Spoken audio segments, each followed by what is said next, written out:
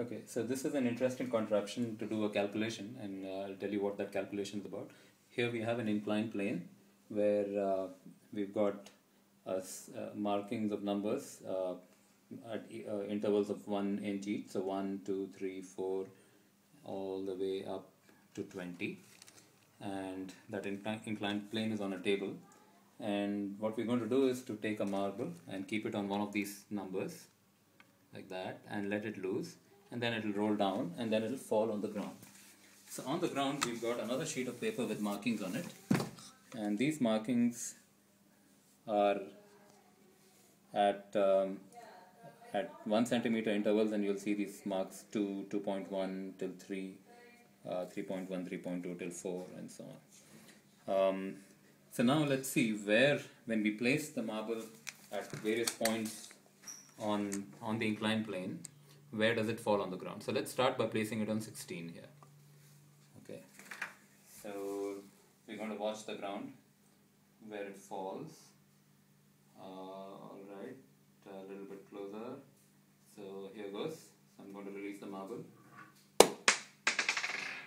Where did it fall?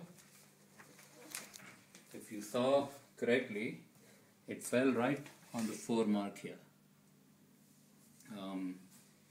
And now let's place the marble on 9 here. You see the 9 mark here. So I'm going to place it on 9, and then watch where it's going to fall.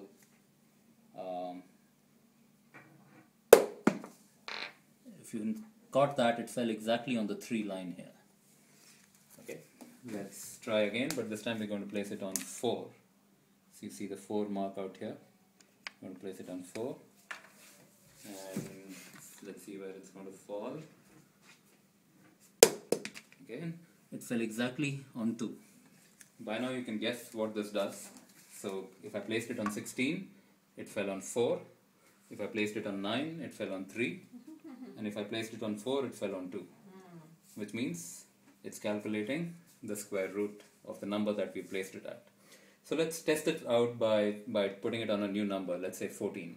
Let's use this contraption to actually calculate the square root of 14. So I place it on 14, and now let's watch where it falls. Are we ready to watch where it falls? Clearly it's got to be between 3 and 4, and probably closer to 4 than to 3, but let's see whether it indeed falls there. Okay, here goes. It fell somewhere around 3.7, a little bit beyond 3.7. Okay, so what is the square root of 14? Let's look at the computer and ask it what's the square root of 14. And there it is, 3.74. So indeed, this looks like it's calculating square roots correctly. So this is an interesting way to build a square root calculator.